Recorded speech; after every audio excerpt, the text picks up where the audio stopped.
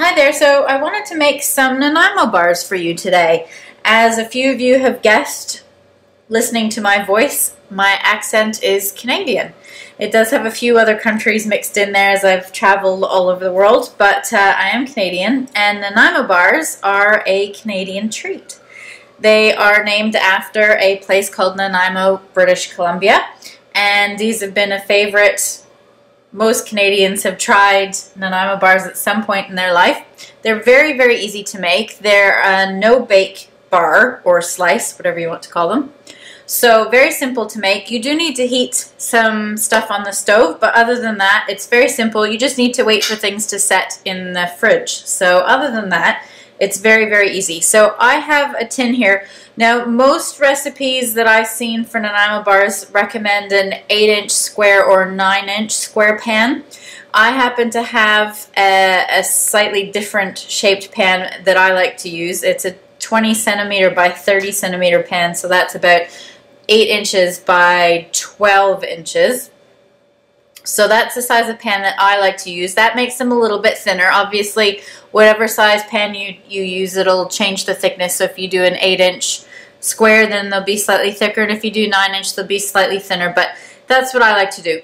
And a Nanaimo bar is 3 layers in your bar. So the bottom layer is, this is kind of the stuff that you need. So you've got butter, cocoa, coconut, nuts, if you want to add nuts, graham cracker crumbs, some egg, vanilla, and sugar. And so that's kind of your chocolatey, coconutty kind of bottom layer. And then you fill it with a custard middle, so sort of a vanilla custard middle, and you set that. And then it's got a layer of chocolate on top. So very, very yummy. So we need to do the base first. I have lined this just partially with some baking parchment, so it's easier to lift out when they've set. So I'm just going to leave that there. In my saucepan here, I've got a half a cup of butter. I'm just going to pop it on the stove and melt that, and then I'll come back and mix in some of the other things, and then we'll keep going from there. There we are. So I've just melted my butter over medium heat in my saucepan, and that was 1 stick or half a cup or 8 tablespoons of butter that I've melted in there.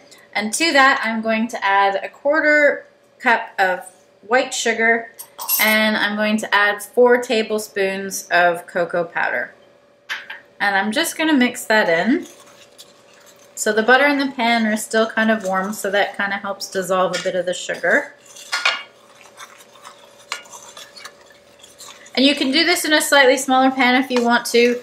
I like to add everything into the pan as I go, so I use a slightly large, it looks like a slightly larger pan at the moment, but it'll make sense when we add in our graham cracker crumbs and everything else, just to give you a little bit more room to stir everything around. Alright, so we've mixed in our sugar and our cocoa, and then what we want to do is stir in.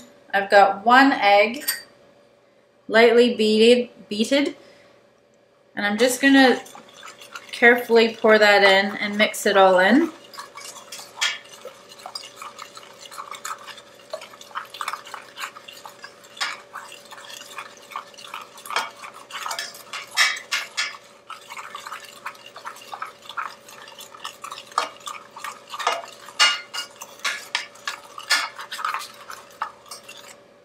And as this is a no-bake bar, we're not going to bake this. I'm going to go and pop this onto medium heat for only 1 to 2 more minutes, just till it thickens a little bit more. You can already start to see it thickening from the heat that was already in the pan.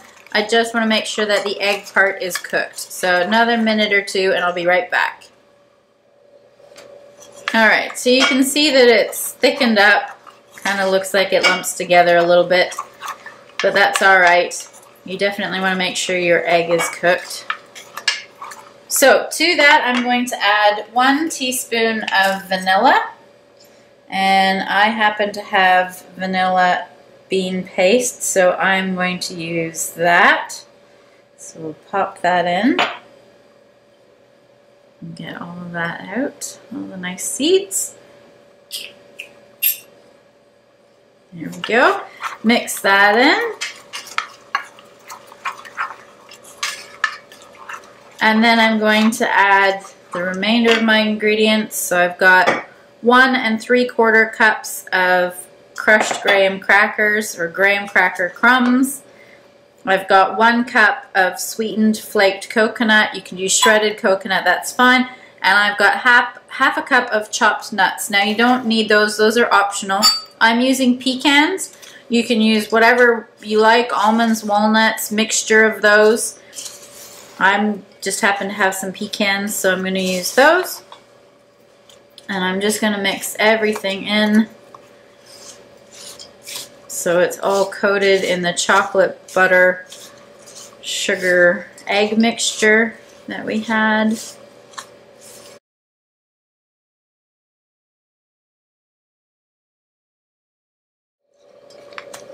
Okay, so that's simple. That's our bottom layer. So we're going to move some stuff out of the way, bring this pan over here, and we're just going to dump all of this in the bottom and then press it flat into the bottom of your cake pan.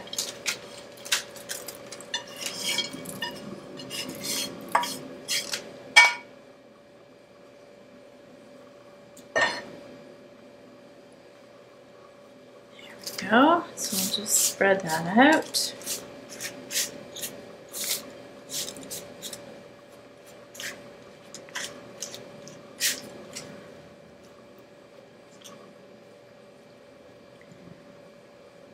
Now you can just use your fingers to do this. I find that less sticky than trying to use that spoon. And then I can feel the thickness of my base to see where I might need to move some more of the filling or the base filling.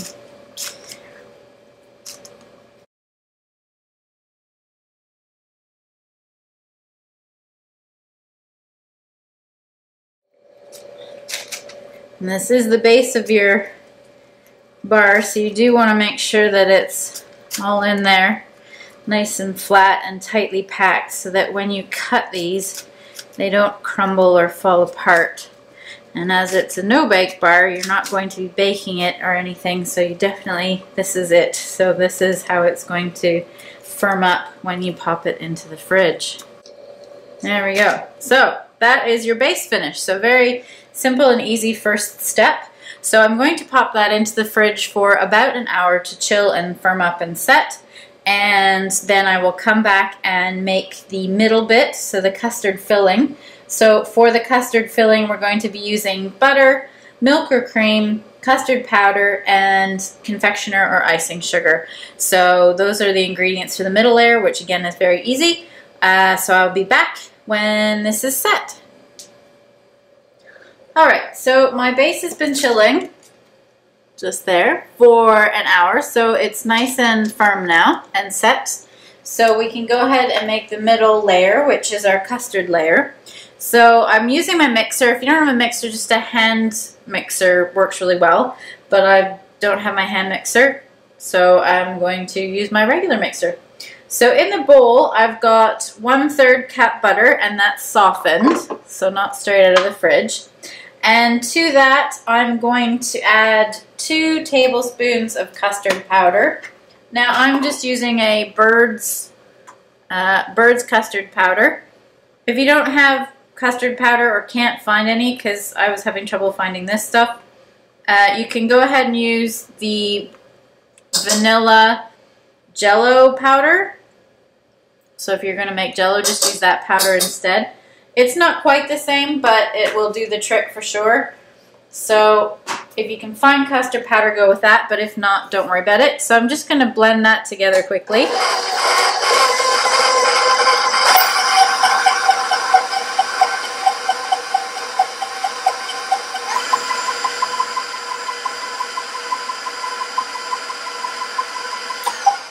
And it does need a bit of liquid. So in my little cup, this is a 1/4 cup of cream. You can use milk, whole milk if you've got that instead and you don't have any cream. I like the cream a little bit richer. Now I'm not going to add all of this at once, so I'm going to add probably 3/4 of it and just leave about a tablespoon left in case I need it at the end. But I may only need sort of 3 tablespoons of cream rather than 4.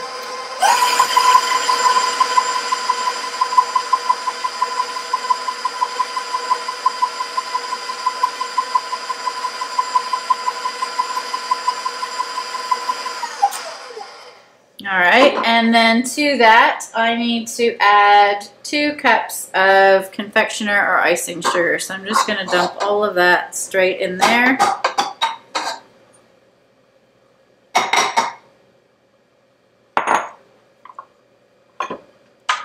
And turn it on low.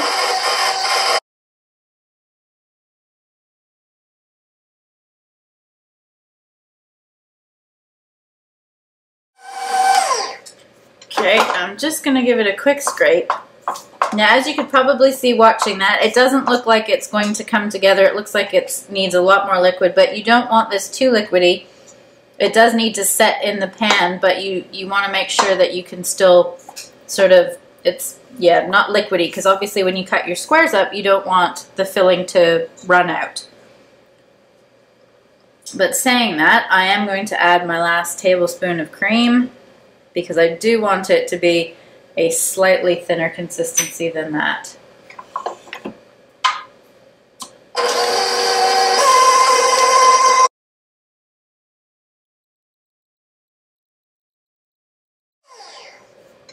Here we are, and I'm just going to check and see.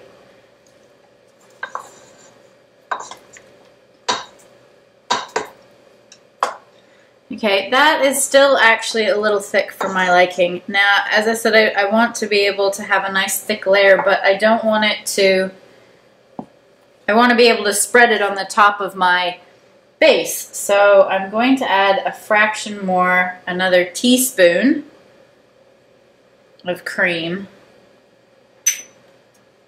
just to make it a little bit thinner and easier to spread.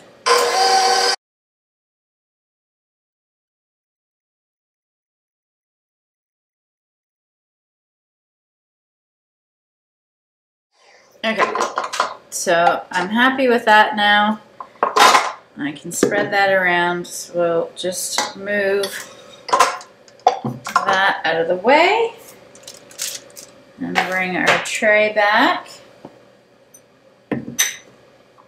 and scrape out our filling into or onto the base. Make sure I get all of it off of my beater.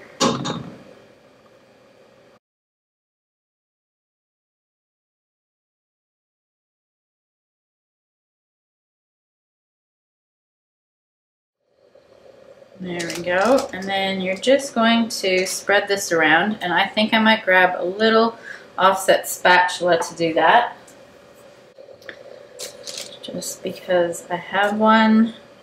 It spreads a little bit easier with this than the spatula, so I might suggest if you don't have one of these, switching to a knife, to like a butter knife or something like that.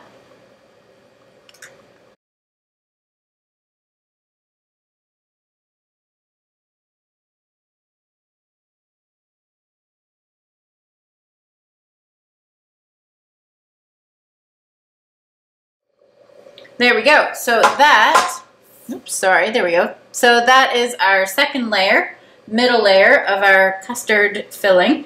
So that goes back in the fridge just to set up for probably about half an hour, not quite as long. And then our next step is to just put a chocolate layer over the, thin chocolate layer over the top. So just some chocolate melted with a little bit of butter, and let that set, and our bars are done. So I will leave this in the fridge for half an hour and come back and we'll put the chocolate layer on top. Okay, so I've taken my Nanaimo bars out of the fridge and they've been chilling for half an hour so that the middle layer, our custard layer, can set. So that's now very solid. You can sort of touch it and it doesn't move, which is good because when you slice it into bars, you don't want it to ooze out or anything like that. So the next step is to add a chocolate layer over the top. So you can do that in a double boiler if you're worried about seizing your chocolate or overheating it or something like that, but I'm just going to do mine in a Pyrex jug. So in the Pyrex jug, I've got 6 ounces of chocolate and a tablespoon and a half of butter. I've got a slightly larger surface area. If you're going to do an 8-inch or a 9-inch square, you only need 4 ounces of chocolate and a tablespoon of butter. But I like a little bit more chocolate, so I'm going to put that on the top of mine. You can do that too. So in here I've got 6 ounces of semi-sweet chocolate and a tablespoon and a half of butter. I'm going to pop that into the microwave for 30 seconds and stir it and see how we're going, and then maybe another little 10-second bursts just until it's melted. I don't want to have the chocolate seize on me and burn. Alright, so that's been 30 seconds. We're not quite there yet, but you can see the butter's melted through to the bottom and the chocolate chips on the bottom are cooking a little bit more. So I'm just going to give it a really good stir around. And then I'll pop it back into the microwave for only 10 seconds because I don't want to overcook and burn my chocolate. Just want it to melt. So another 10 seconds. Okay, so that was another 10 seconds, and we're getting more melted chocolate in there.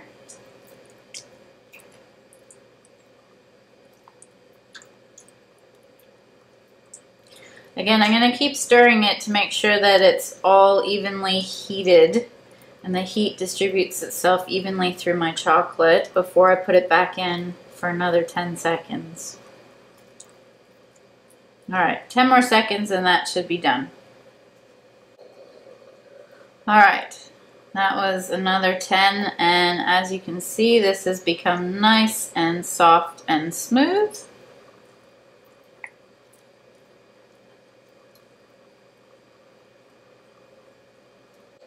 Right, so I'm just going to scoop this out. I was going to use this little spatula, but it's just a little bit too small. So I'll just scoop this out with a spoon. I'm just going to spread this all over the top in a nice thin layer.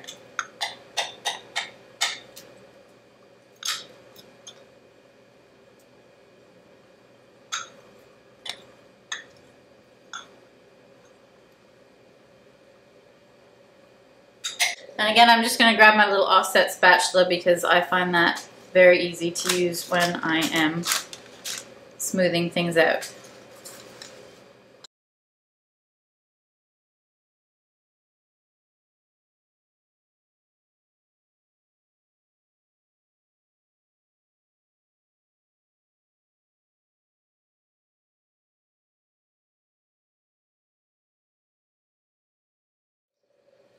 Alright, so it's now covered with the chocolate, and that's our final and top layer. So I'm going to pop that into the fridge for 10 minutes and then I'll bring it back out, take it out of the tin and cut it up, and you can see what they look like. Okay, so here are my finished Nanaimo bars. They've been chilling for an extra 10 minutes now since we put the chocolate on the top of them. So I'm just going to take them out and cut them up so you can see what they look like. So I'm just going to run my knife along the two edges that we didn't have any parchment paper, just to make sure that they're not sticking. So one side. Actually, I'll spin that around.